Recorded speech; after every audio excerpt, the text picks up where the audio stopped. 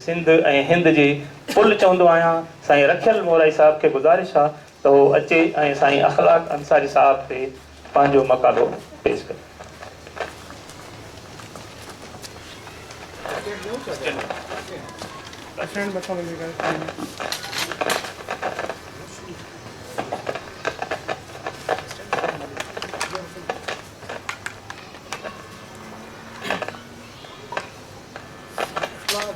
अंसारी जो किताब मां पाण खे ॻोल्हण निकितो आहियां।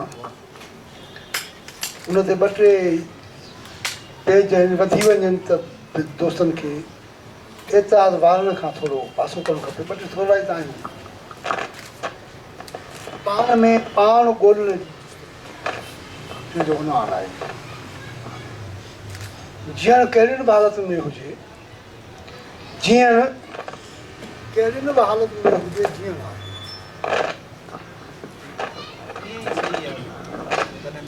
जीअण कहिड़ियुनि बि हालतुनि में हुजे, जीअण कहिड़ियुनि बि हालतुनि में हुजे, जीअण आहे। जेकॾहिं हालतूं मौत खां कंहिं बि तरह निरालियूं आहिनि त कुझु बि नओं लिखणु नओं जीअण ई त आहे। ऐं सिंधी ॿोलीअ खे नओं या जदीद ॾींदड़ कहाणीकार, नावल निगार ऐं नंढे दायरे में कविताकार इख़लाक़ अंसारी साहिब जे कहाणियुनि ते कुझु बि लिखणु ईअं ई आहे। इख़लाक़ अंसारी साहिब जे कहाणियुनि ते लिखंदे हिकु ॻाल्हि त खुटके थी त नए या जदीद अदब जी तशरीह या तारुफ़ असां वटि मुकमिल तरह थी न सघियो आहे। सबबु इहो आहे जो उन तरफ़ असांजो वीचार या रुख ठीकु तरह सां वियो ई न आहे। अॼु ताईं जेको बि कुझु इन सिलसिले में लिखियो वियो आहे उहो बि न घटि आहे ऐं इन करे उन में नए या जदीद अदब जी चिटाई कोन कई वई आहे। जेको कुझु कयो वियो आहे उहे सभु कोशिशूं ई आहिनि, कामयाब या नाकामयाब। हिते मुंहिंजो ख़्यालु इहो आहे त अहिड़ो जज़्बो बिकिन थोरनि नक़ादनि या लिखंदड़नि खे थी सघे थो।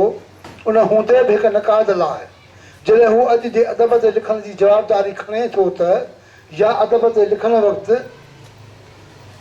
अदब मां अॼु जे अदब जूं वसफ़ूं ॻोल्हे थो या उन खां वसफ़ जी तक़ाज़ा करे थो, तॾहिं मुख़्तसिर ई सही खेसि इहो ॿुधाइणु लाज़मी बणिजी पवे थो त हू हथ में खयल तख़लीक़ ते तनक़ीद कंदे न सिर्फ़ु जिदत तरफ़ पंहिंजो रुख़ ॿुधाईंदो हले, पर इहो बि ज़रूरु ॿुधाए त जिदत पाण छा आहे ऐं हिन लेखक लाइ छा आहे जंहिं ते कुझु बि लिखियो पियो वञे।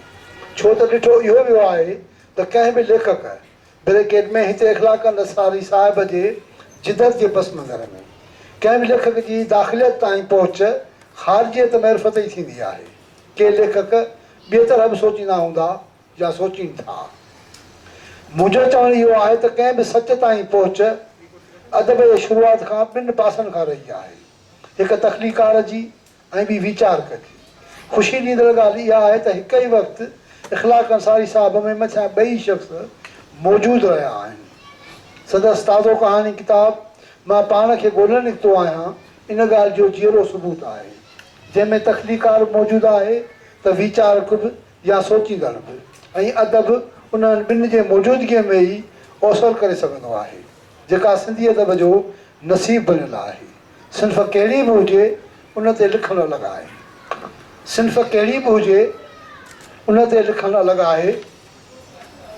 जीअं हिन वक़्तु मुंहिंजो लिखणु कहाणीअ ते आहे, सो बि इख़लाक़ अंसारी साहिब जे कहाणीअ ते कहाणी जी हसब नसब ते लिखणु कहाणीअ जे हसब नसब ते लिखणु हिन वक़्तु अजायो आहे। कीअं बि सिंधी असलोकी कहाणी पंहिंजे जनम खां अॼु ताईं जनम ॾींहुं ॿुधाइण खां सवाइ जेको सफ़र कयो आहे उहो साराहिण जहिड़ो आहे ई, पर किथे किथे उहो सिंधी अदब खे फ़ख़्रु ॾियारींदड़ पिणु आहे। छाकाणि त कहाणी जी भिट में सिंधी अदब जो नाविल बिन्य ग़रीब आहे। इख़लाक़ अंसारी साहिब इख़लाक़ अंसारी साहिब हिकु अदद नाविल बि लिखियो आहे, पर संदसि कहाणीअ मजमूई सिंधी कहाणीअ जे मुख़्तलिफ़ चहिरनि खां पंहिंजो चहिरो अलॻि ज़ाहिर कयो आहे, जेको ॾिसण सां ई महसूसु करे सघिजे थो। ख़ासि तौरु संदसि नओं आयल किताब मां पाण खे ॻोल्हण निकितो आहियां पंहिंजे नाले मां ई ज़ाहिर करे रहियो आहे त त हिन किताब जूं कहाणियूं मन छेद वारियूं कहाणियूं आहिनि जेके लेखक जी सुञाणप बि आहिनि संदसि समूरे अदब में। इख़लाक़ अंसारी साहिबु सिंधीअ जो उहो लेखक आहे जंहिं जूं कहाणियूं शख़्स जे आस पास हुजण बावजूदि शख़्स जे आर पार जो चहिरो वधीक ॾेखारींदो आहे। हिते मां मग़रबी अदबी धाराउनि तोड़े तनक़ीदी धाराउनि जो भार हिननि कहाणियुनि ते विझी उन्हनि जी असलोकी बीहक सूंहं समेत अहसास तोड़े इज़हार खे छीहो नथो रसाइणु चाहियां।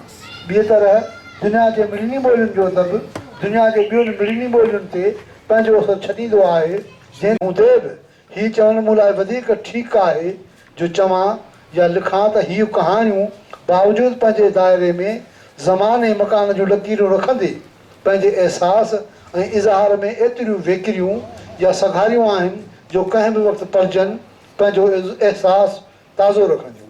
इहो सभु कहाणीकार जो कमाल हूंदो आहे ऐं उहो ईअं हर कहाणीकार वटि उहो कमाल निजो पंहिंजो हूंदो आहे जेको संदसि अदबी मीरास हूंदो आहे जेका खांसि को बि खसे न सघंदो आहे।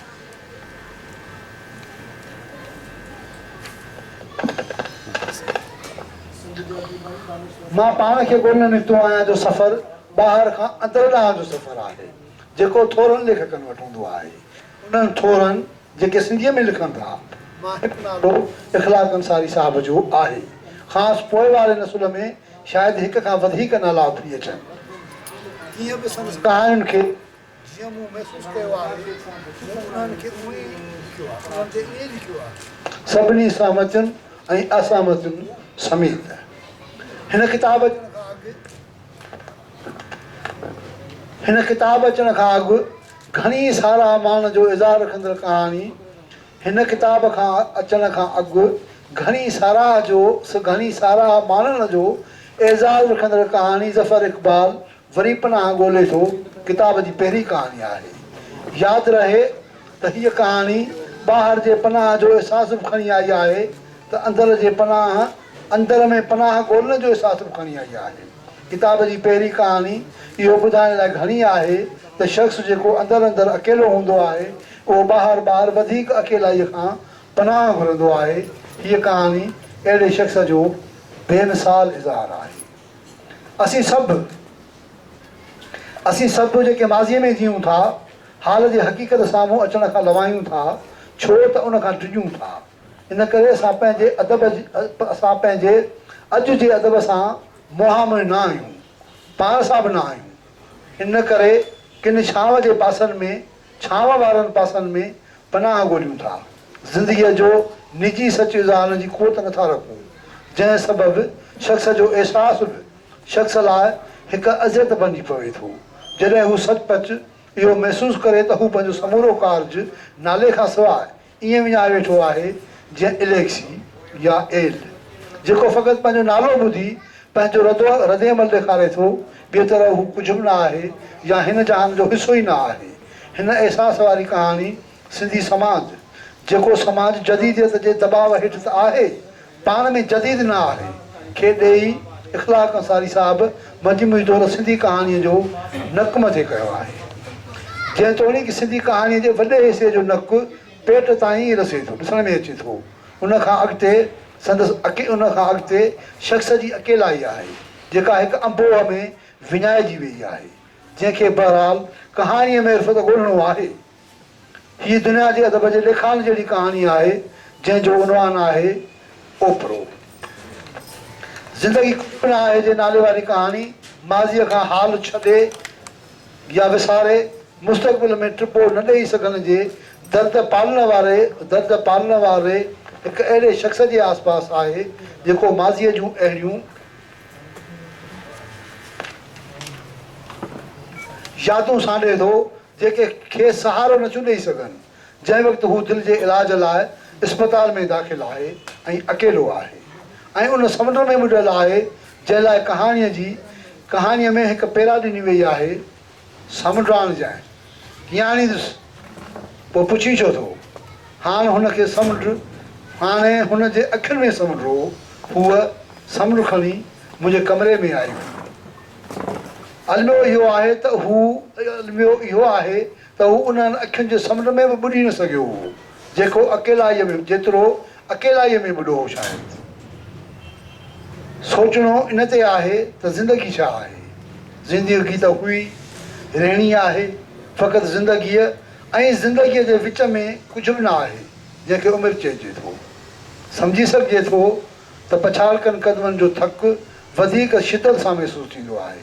अॼु जे शख़्स खे ज़िंदगीअ अलॻि अलॻि हवालनि में केतिरो थकायो आहे, हीअ कहाणी उन शख़्स जी कथा आहे जेका संदसि बदिलजंदड़ वीचारनि खे सहेड़णु नथी ॾिए ऐं हुनजो नंढिड़ो सफ़र केसि मुख़्तलिफ़ हवालनि में केतिरो पीड़े रहियो आहे। शख़्स जेको पंहिंजे अंदर में पीड़ित आहे, छाकाणि त हू शुगर जो मरीज़ बि आहे त दिलि जो मरीज़ बि। हीअ संदसि निजी पीड़ा आहे जंहिंखां को बि ॿियो वाक़ुफ़ु न आहे ऐं खेसि आम अॻियां इज़हारण बि ग़ैर मुनासिब थो लॻे पंहिंजो दर्द। ईअं इख़्लाक़ अंसारी साहिब जी कहाणी सोढ़ी कुंड जो दाइरो में हिकु अहिड़ो अणॼातो ख़ौफ़ आहे जेको ख़ुदि अज़ियत ॾींदड़ आहे। शख़्सी तौरु उहो ख़ौफ़ वारो अमल ॿियनि जे ज़िंदगियुनि खे तबाह करणु सबबु ख़ुशी ॾींदड़ आहे हिकु शख़्स लाइ, जॾहिं त मजमूई तौरु ख़ौफ़ाइतो आहे। रोअणु ऐं परेशान थियण जो नाटक निगेटिव हुजे तोणे पॉज़िटिव, जेको हिकु ई शख़्स लाइ आहे, अहिड़ो को बि नाटक ख़ुदिगर्ज़ी आहे। ऐं हीअ कहाणी उन ख़ुदिगर्ज़ीअ ते आहे हिकु माठी जो।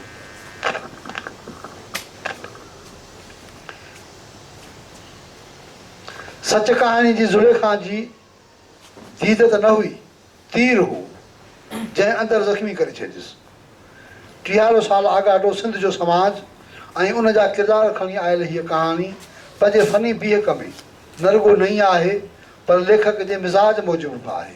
हिन कहाणी जे किरदार जो ॿाहिरि खां अंदरि ॾांहुं अचणु ज़रूरु आहे, जंहिं जहिड़नि किरदारनि लाइ ईअं सोचणु ई मुश्किल हूंदो आहे। ॻोठाणी काटकू ज़िंदगीअ जो अहसासु ऐं मिज़ाज रखंदड़ किरदारु जॾहिं पंहिंजे कंहिं अमल ते पछताए थो त उन खां अॻु पछताव सबबु हिकु अहिड़ी सज़ा भोॻे थो जेका असुल में सज़ा ई हूंदी आहे, हिकु अंदर जी ऐं ॿी ॿाहिरि जी सज़ा। ऐं जॾहिं ॿई सज़ाऊं काटे ख़तमु करे थो त उहा दुनिया ई मटिजी वञे थी जंहिंमें किरदारु रमज़ान रहंदड़ हो। इहो नई थियल तरक़ीअ जो राज़ हो। भूल साए कहाणी प्लाटलेस, अकेलाईअ में वीचारनि जी ड्रोड़, ज़हन ते घण पासां दॿाउ, बेयकीनी, रिश्तनि तां वेसाह खॼनि, अंदर जी भंजराह, जदीद दुनिया जी खोखलाइप सबबु सभ जो पाण खां फ़िरार, उहे अॼु जे नामराद दौर जे शख़्स जे आसपास खां आर पार ताईं जूं पीड़ाऊं आहिनि जेके ॿाहिरि सभु कुझु हुजण बावजूदि अंदरि ई अंदरि कुझु बि न हुअण सबबु भोॻे थो हू शख़्स, पोइ बि जिए थो। दरअसल हीअ अॼु जे दौर जो इंसानु आहे जेको जीअण लाइ मजबूर कयो वियो आहे कंहिं बि नाले ऐं सुञाणप खां सवाइ। हिन किताब जी हिकु कहाणी माफ़ीअ नाले वारी आहे। नंढनि लफ़्ज़नि, जुमिलनि, सिटुनि में वॾी कहाणी ज़रूरु पढ़णु घुरिजे। ॾंद कथा या लोक कहाणीअ जहिड़ो मौज़ू खणी ईंदड़ हिन जदीद कहाणीअ पंहिंजे अंदरि घणी वॾी ट्रेजेडी सां रखी आहे ऐं इख़्लाक़ अंसारी साहिब जंहिं फ़नकारीअ सां हिन मौज़ूअ खे कहाणीअ में उणियो आहे उहा अॼु जी मॉडर्न क्लासिक आहे। बिना कंहिं आवाज़ जे, बिना कंहिं वाक़े जे, गोड़ शोर जे, पंहिंजी माठ में हिकु बारूदी बाहि जो ताव रखण वारी हीअ कहाणी जेतिरे शांत स्वभाव, शीतल नरम लहजे में ज़ारी वई आहे, उन लाइ कंहिं बि लेखक जो ॿावरनि कन्ननि तां गुज़रणु बिना ज़रूरी आहे। ऐं जेको लेखक अहिड़ो तजुर्बो नथो रखे उन लाइ हिन कहाणीअ जहिड़ी कहाणी लिखणु नामुमकिन भले न हुजे, औखी अवस्था आहे। मुंहिंजे अंदर जे शख़्स खां हीअ कहाणी विसरण जहिड़ी न आहे। शायदि सिंधी कहाणी जे तारीख़ खां बि हीअ कहाणी न विसरी सघे। उन सभु तारीफ़ लिखण लाइ माफ़ी साईं, माफ़ी। हारायल उमिरि जा आख़िरी पल। कहाणी पढ़ण खां पोइ महसूसु ईअं थिए थो त जदीद समाज अॾण जे नाले में कुटुंबनि रिश्तनि टुटण खां पोइ जॾहिं तकिड़ो ई तकिड़ो काल्ह सुभाणे में बदिलजी वञे थो त अॼु पंहिंजी समूरी माना विञाए वेहे थो ऐं केतिरियूं ई मानाऊं ढोले बि वञे थो।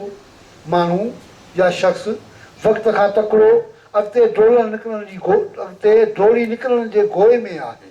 ही इहो नथो सम्झणु चाहे त वक़्तु अञा घणा पेज थी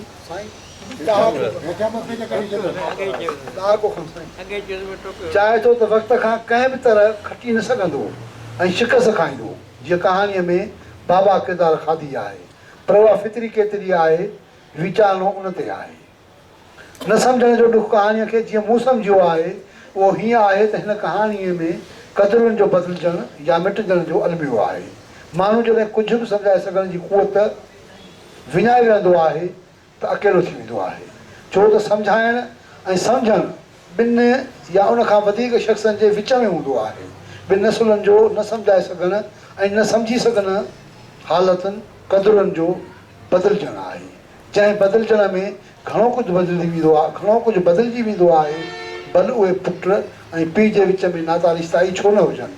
इख़लाक़ अंसारीअ जी हीअ कहाणी पीढ़ी विछोटीअ जे अहसास खे कहाणी जे सतह ते वधीक उभारे बीठी आहे। मां पाण खे ॻोल्हणु निकितो आहियां। कहाणी किताब जी नाले वारी कहाणी आहे। उनखे मां नाले सां ज़िक्र हेठि आणे घणो तफ़सील सां लिखणु चाहींदे बि मज़मून वधण जे ख़ौफ़ सबबि मुख़्तसिर करे पाण खे हल्को करियां थो ऐं सुख मानियां थो। हिन कहाणी ते लिखणु अकेलाई जे समुंड में पाण खे ॻोल्हणु आहे। माण्हू जीअं सोचींदो आहे उहो फ़क़ति सोचणु ई हूंदो आहे, छाकाणि त सोच जी स्पीड घणी घणी तेज़ हूंदी आहे। जेतिरी अंदरि जी काइनात वॾी आहे एतिरी सोच जी स्पीड वॾी आहे। हिन कहाणीअ में अहिड़ो ई सोच जो सफ़रु आहे जेको किथां खां किथे थो पहुचे। उहो सभु शख़्स जे ड्रोल खां ॿाहिरि आहे। उन लाइ लेखक जो इहो जुमिलो काफ़ी आहे। अलाए केतिरियूं दाहूं लिकल हूंदियूं आहिनि, हज़ारे दाहूं हज़ारे माण्हुनि जे अंदर में दफ़न हूंदियूं आहिनि।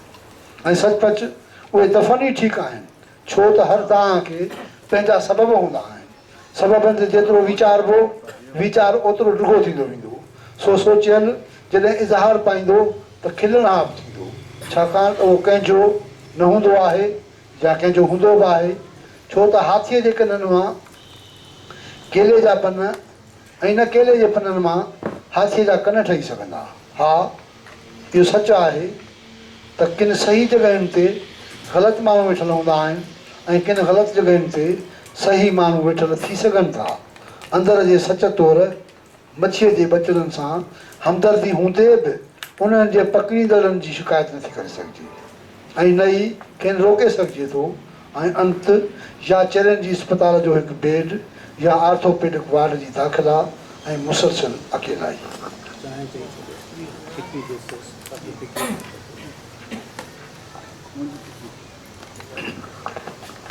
हीअ सभु वीचारक शख़्स जी भोगना आहे। हीअ सभु वीचारक शख़्स जी भोगना आहे जेका इख़लाक़ अंसारी साहिब जे कहाणीअ में आहे, जंहिंखे लेखक अदब जी हिकु धारा सेरियलिज़म जी धारा कोठे थो। पर जेकॾहिं सचपच सिर्फ़ु वीचारियल साइंस जे सहूलियत सां लिखत में अची वञे त पोइ पक उहो ॿाहिरि जो सच बि हूंदो, कंहिं धारा जो मुहताज किथे हूंदो। ईअं हीअ कंहिं बि धारा जे दाइरे खां वेकिरी कहाणी आहे। उनजी पुॼाणी बि अहसासाती सतह ते एतिरी वेकिरी आहे। मां अॼु मरी वियो आहियां, दुआ लाइ हथ खणण जी ज़रूरत न आहे। शख़्स जो अलमियो ऐं संदसि अंदरि अकेलाई केतिरी वॾी आहे रुॻो सोचे ई सघिजे थो। बाक़ी ॿियनि पढ़ंदड़नि ऐं लिखंदड़नि जे राय लाइ छॾियां थो, छाकाणि त उहा ख़ुदि लेखक इख़लाक़ अंसारीअ ऐं शख़्स इख़लाक़ अंसारीअ जे सुञाणप जो हवालो बि आहे। ईअं पंछनि में विटिलियल गुल कहाणीअ जी हाणोकी वबा कहाणी दुनिया जे हाणोकी वबा जे मायूस ऐं उदास ॾींहंनि ते लिखियल हिकु पुरुमीद कहाणी आहे, जेका हिकु पालतू कुते जे सफ़र कथा खे खणी लिखी वई आहे। हिननि ॾींहंनि में दुनिया अंदरि लिखियो वेंदड़ अदब जी हीअ वॾी कहाणी आहे जेका नंढी ॿोलीअ में लिखी वई आहे। हीअ कहाणी जॾहिं बि पाण जहिड़ी वॾी ॿोलीअ में तर्जुमो थी त वॾो एज़ाज़ या मर्तबो माणींदी मौज़ूअ जे हवाले सां ऐं असलोब जे हवाले सां बि। हिन कहाणी जो मुखिया किरदारु जेक जे नाले सां आहे। मजमूई तौरु इख़लाक़ अंसारी साहिब जे अक्सर कहाणियुनि में पोइ उमिरि जे अकेलाई जो ख़ौफ़ घणो आहे। इन में ॿ ॻाल्हियूं न आहिनि। मरियल अज़ाब में गुज़ारियल घड़ियूं हिकु अहिड़े शख़्स जी वार्ता आहे जेको साम्हूं फ्लैट में रहंदड़ पाड़ेसियुनि जी मरियल अज़त खां बचणु चाहींदे बि बची नथो सघे।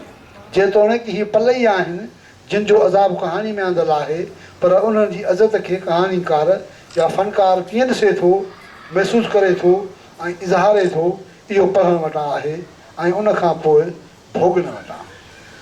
पोइ कहाणीअ में कुझु तकिड़ो करणु या चवण जो रद्द अमल आहे जेको शख़्स खे पीड़ित करे थो। हीअ कहाणी उन शख़्स जी पीड़ा आहे। तकिड़ो कुझु मुनासिब या ग़ैर मुनासिब चवण जे पछताव जो अहसासु खणी हिकु शख़्स जंहिं पीड़ा मां गुज़रे थो, उन अहसास जो लाजवाब इज़हार आहे। हिन कहाणीअ में हिकु शख़्स ॿिनि औरतुनि मां, जिन में हिकु औरत संदसि ज़ाल पिणु आहे, कंहिं सां बि पंहिंजो सचु नथो इज़ारे सघे। नतीजे में हिकु पीड़ा आहे जेका किन ॾींहंनि लाइ भोॻणी पवेसि थी। जीअणो जो अथसि। ऐं हाणे आख़िरी पनो मोल मन ऊंदहि अंधकार। हीअ कहाणी श्रीलंका में आयल ॿिनि घुमंदड़ औरत ऐं मर्द जी कहाणी। औरत ऐं मर्द जे मुलाक़ात कयल अकेलाईअ जूं सियासी, अदबी, इनकलाबी ऐं फिलासाफ़ीअ ते ॿधल ॻाल्हियूं आहिनि, जेके मकानियत खां उभरी आलमियत ते रसणियूं आहिनि। पर हर शख़्स वटि पंहिंजनि हीरोज़ लाइ के ख़ासि अक़ीदा आहिनि, मञताऊं आहिनि, जिन ते कंहिं बि क़िस्म जो कॉम्प्रोमाइज़ करण लाइ हू ॿेई तयारु न आहिनि। पर संदन ख़्याल में जाचनाऊं कुझु ॿुधल ऐं कुझु पढ़ियल महसूसु करे सघजनि थियूं। हीअ कहाणी बि कंहिं मकान ते ज़रूरु आहे, पर हूअ ज़मान खां मथां ई आहे। दुनिया जे वॾियुनि कहाणियुनि सां भरमे अचण जहिड़ी आहे, पर आहे त सिंधीअ में न। फ़ख़ुरु त थींदो ई हिकु सिंधी पढ़ंदड़ ऐं लिखंदड़ जे नाते। ऐं पोइ किताब जी आख़िरी कहाणी आहे वीरान रस्ता सोढ़ियूं भॼूं।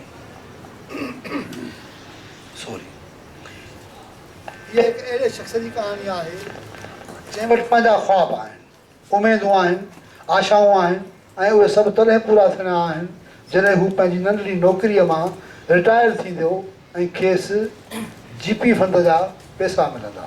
ऐं जॾहिं उहे खेसि मिलनि था त हू पाण खे अहिड़ी हरणीअ जे रूप में थो ॾिसे जंहिंखे चीरनि फाड़ण वारनि जो हिकु चङो ख़ासो अंग संदसि चौधारी मौजूदु आहे। ऐं हू बेवसीअ जी हालति में आहे। इहा तमसीली कहाणी आहे जंहिंजी पुॼाणी हरणीअ जे मौत ते थिए थी, जंहिंखे मारींदड़ त शींहं ई आहे, पर जंहिंजो मांस चइनी तरफ़नि खां ॻिजूं पटे रहियूं आहिनि। पट ते संदसि हॾाई पिंजरो रहियलु आहे, जेकी उन शख़्स जी अलामत आहे जंहिं पंहिंजा समूरा सुख पंहिंजे पछाड़ीअ में मिलंदड़ पूंजीअ सां वागे छॾिया हुआ। पर हुनखे ख़बर न हुई त उन पूंजीअ खे के ॻिजूं हिन खां अॻु ई विराए खां अंत कंहिं रस्ते ते पियल के हॾा, जिन जी का बि हासिलात न। अहिड़ियुनि ई हालतुनि में माण्हू पाण खे तहफ़ुज़ ॾियणु चाहींदो आहे, जेको बि हिकु लम्हे जो अहसासु ई हूंदो आहे। हीअ कहाणी अहिड़ी आहे जंहिं लाइ इहो चई सघिजे थो त मां पाण खे ॻोल्हणु निकितो आहियां।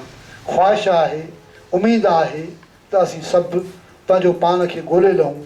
मूंखे एतिरो ई चवणो आहे ऐं बसि। महिरबानी सर। ही सर असांखे जल्दी ॾिजो।